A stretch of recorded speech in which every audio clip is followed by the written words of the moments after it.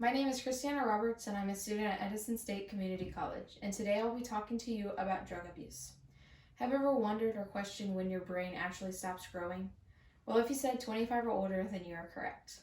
However, many teens who experiment with drugs are younger than 18, and at that age, your brain is still growing, which is more prone to permanent damage. Today I'll be talking to you about the five most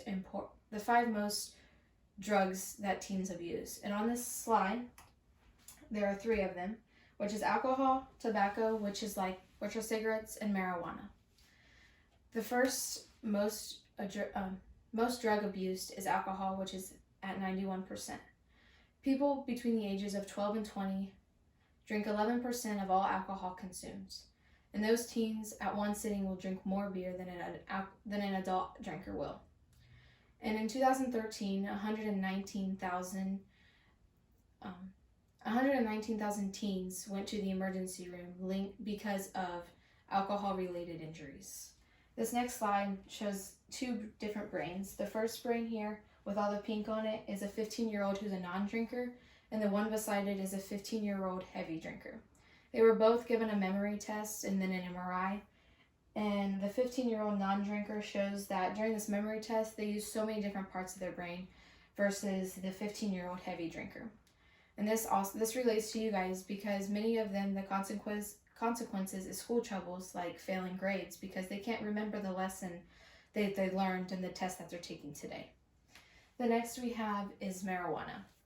38% of high schoolers have reported that they've used marijuana in their lifetime.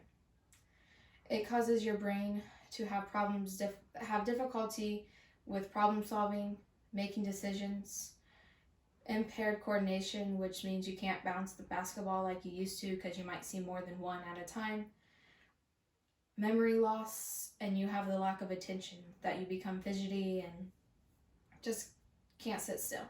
It also increases your mental health issues, which depression and anxiety will worsen, and it also increases the potential of addiction. Every 1 in 6 teenager who smokes marijuana on a regular basis will become an addict at some point in their life. Next we have cigarettes. 2 of every 100 middle schooler and 6 of every high schooler have reported that they have smoked a cigarette in the past 30 days. However, they have seen a decrease in how many teenagers who are smoking. However, they have seen an increase in those teenagers who are 18 and younger have a shortened lifespan because of smoking-related illnesses. It is also every day in the U.S., 1,600 teenagers have picked up their first cigarette, and about 200 of those become daily smokers. Now a short story. I was about your age in 6th grade when I had an IU student who is in nursing come to our school. I was being taught about secondhand smoke, which is way worse than firsthand smoke. They showed us a display of a pig lung. One was black and one was regular. The black one was a pig that was put into a room that was filled with smoke without a filter like a regular smoker has. She also explained about the capacity that those lungs have, which capacity is how much that lung can be filled with air, or like how much a room can be filled. And the one that was black had much less capacity than the healthy one. There was also an interactive activity, which if I had an audience, I would have them try this, is that she had me run for 30 seconds to a minute in place, and then she gave me a stirring straw, which is one of those really tiny ones, and she made me put that in my mouth, plug my nose, and make sure I only breathed through my mouth. She gave me this to show me that a daily smoker breathes so quickly like that on a regular basis just sitting on the couch. I would never want to breathe like that, and it takes 10 to 15 years for your lungs to recover. However, they will never return to that full capacity. It does increase though. The next we have is vapes or e-cigarettes. Many of those who do smoke e-cigarettes will begin smoking cigarettes in the future. And there are so many harmful substances like nicotine, which is also found in cigarettes. It is the additive that makes you addicted to it. There's ultrafine particles that when inhaled travel to your lungs, which cause lung disease. The chemical that is used for the favorite flavorings, like the fruit flavors, which are way worse than the mint ones, are also causing lung disease. There are chemicals that are cancer causing, And heavy metals are also found in e-cigarettes like nickel, tin, and lead. And Juul's also one of the e-cigarettes, which most of the group that they've asked, Juul is their choice of e-cigarettes. Juul, if you've seen one, is like a USB drive. And one of those small pods, which I know I've heard so many teenagers smoke 3 of those in a day, has as much nicotine as a regular 20 pack of regular cigarettes. It is also said that it is on social media, and you've seen so many high schoolers skipping class to go smoke in the bathroom, and so they miss that class. And those teenagers, approximately 2/3 of the aged 15 to 24, have no clue there's nicotine in those Juuls that they're smoking. And some 27.5% high schoolers, 10.5% 8th graders have reported that they use nicotine on a regular basis. Now that I've covered all of those almost have the same consequences. On this next slide, I have